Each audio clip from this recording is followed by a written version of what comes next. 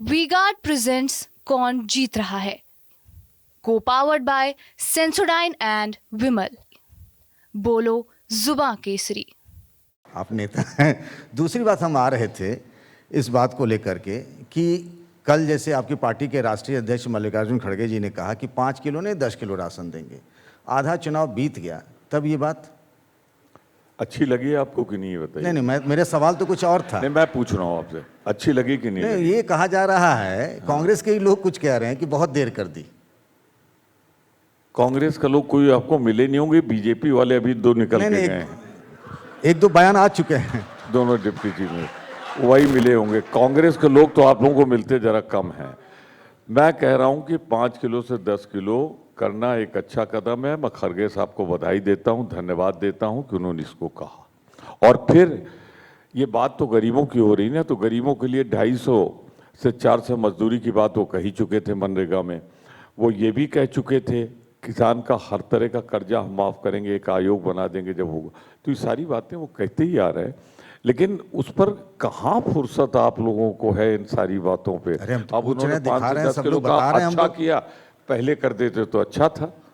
चलिए, अच्छी बात थी, और पहले कर देते। अभी तो और कुछ कहने जा रहे थे, इंतजार करिए। दूसरी बात एक और है कि यहाँ 17 सीटों पर यूपी में चुनाव लड़ रही है समाजवादी पार्टी के साथ। राहुल गांधी कास्ट सेंसस की बात करते हैं। आपकी जो अलायंस पार्टनर है समाजवादी पार्टी, वो कह रही है कि पीडीए ही एनडीए को हराएगा। 17 सीटों में देखिए तो 7 ब्राह्मण, 2 भूमियार, 2 ठाकुर, पिछड़े दलित कहाँ चले गए? कहाँ गया आपका वो पीडीए? और अभी किसका नाम लिया था आपने? किसका नाम लिया? मल्लिकार्जुन खड़गे जी का। जी, वो मैं पंडित जी टिकट के बंटवारे की बात कर रहा हूँ, आप घुमा रहे हैं मुझे अध्यक्ष फिर की तरफ। जिसका राष्ट्रीय अध्यक्ष ही दलित हो, उससे ये सवाल पूछना बेमानी है। आप राष्ट्रीय अध्यक्ष बना दो, टिकट नहीं दें, प्रतिनिधित्व तो नहीं अरे दें। भैया, मैं उपनेता हूं, मेरे नेता हैं। वो सुरक्षित सीट के हैं। इनका मतलब ये था जो 17 मिली उसमें जनरल पे भी 2-4 नहीं, आधे से भी ज्यादा है, मैं इसीलिए कह रहा हूँ। भाई साहब, किसी पार्टी में कौन किसको टिकट दे, विनेबिलिटी देख के ही उस पार्टी पे छोड़ दिए। आप लोग वहां तो दखल ना दीजिए। अच्छा, अब लल्लू सिंह की आप बात कर रहे थे।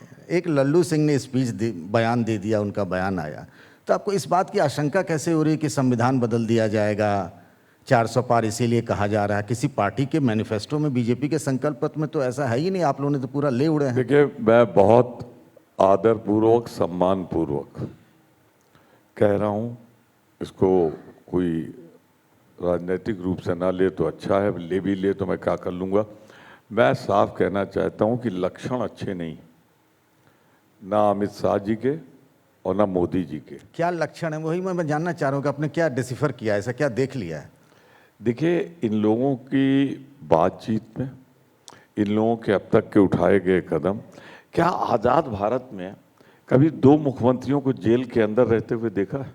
वो तो जांच एजेंसी काम कर रही है और जांच एजेंसी कोर्ट को मिला, कोर्ट ने जमानत भी दिया। 10 साल मैं मंत्री रहा हूं, अब आप मुझे बताएंगे जांच एजेंसी कैसे काम करती? छोड़िए, ईडी फिर हम इमरजेंसी की तरफ चले जाएंगे तो वो भी दिक्कत होगी। नहीं होगी। इमरजेंसी के बाद पूरा जनादेश, विपक्ष जेल में था। इमरजेंसी के बाद जनादेश आ चुके हैं, जनता ने उसको समझा है, उसके बाद जनादेश दिया है। और इमरजेंसी के लिए इंदिरा जी ने खुद कह दिया था अपने समय में कि उस समय के हालात को देखते हुए एक जरूरी कदम था, कड़वी दवा थी। फिर उसी जनादेश में ले जा रहे हैं जहां इंदिरा जी रायबरेली हार गई थी। मैं इसीलिए तो कह रहा हूं कि आजकल सब वही करने की कोशिश करते हैं ये, जिससे इनकी कुर्सी न जाने पाए, और जो जा रही है।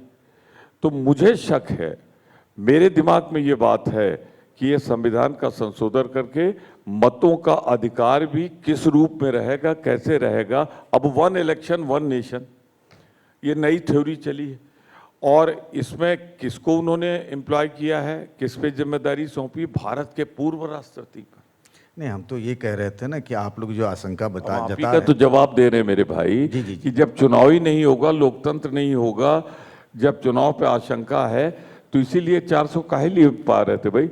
400 सीटें लेकर तो राजीव गांधी भी आए थे, तब तो ऐसा कुछ नहीं हुआ था ना। बीजेपी ने कोई आरोप लगाया था ना, जैसे आप लोग कह रहे हैं, फैला रहे हैं, तब ऐसा हुआ नहीं था। उस समय इरादा नहीं था ना। कोई राजीव गांधी से ये सोच सकता था कि वो तानाशाही लाएंगे, जिसकी माँ का बलिदान हुआ था, जिसने देश के लिए कुर्बानी दी थी। देखिए, एक फर्क है कांग्रेस और बीजेपी में।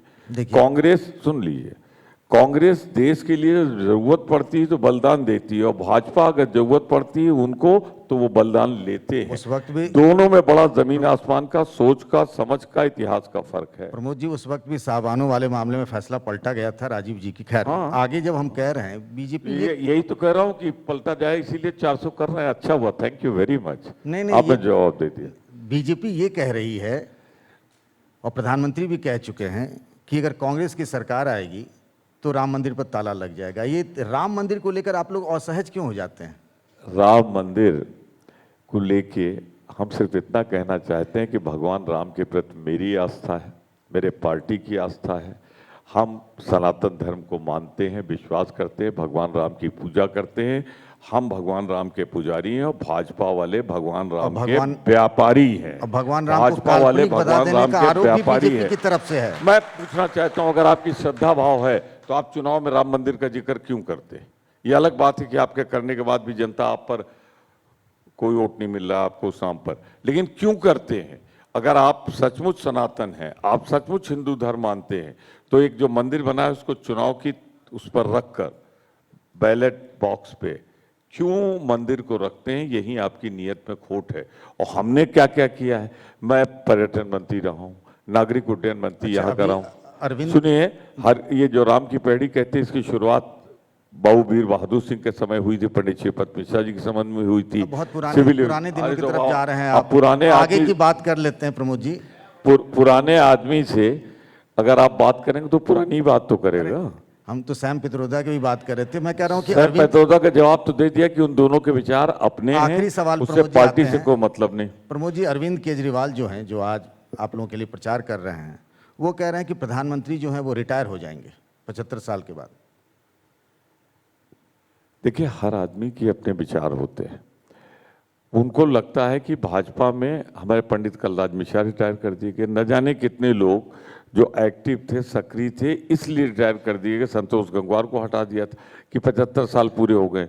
तो इसीलिए तो हम कहते हैं कि 400 ले रहे हैं कि संविधान पार्टी का भी बदल लेंगे ये, और ये देश का भी बदल लेंगे। इसका मतलब मोदी जी आज अटल जी होते, आडवाणी जी होते तो उनकी परंपराएं अलग होती, और ये जो मोदी और शाह की जोड़ी है ना, ये न कोई परंपरा मानती है, न कोई कायदा कानून मानती है।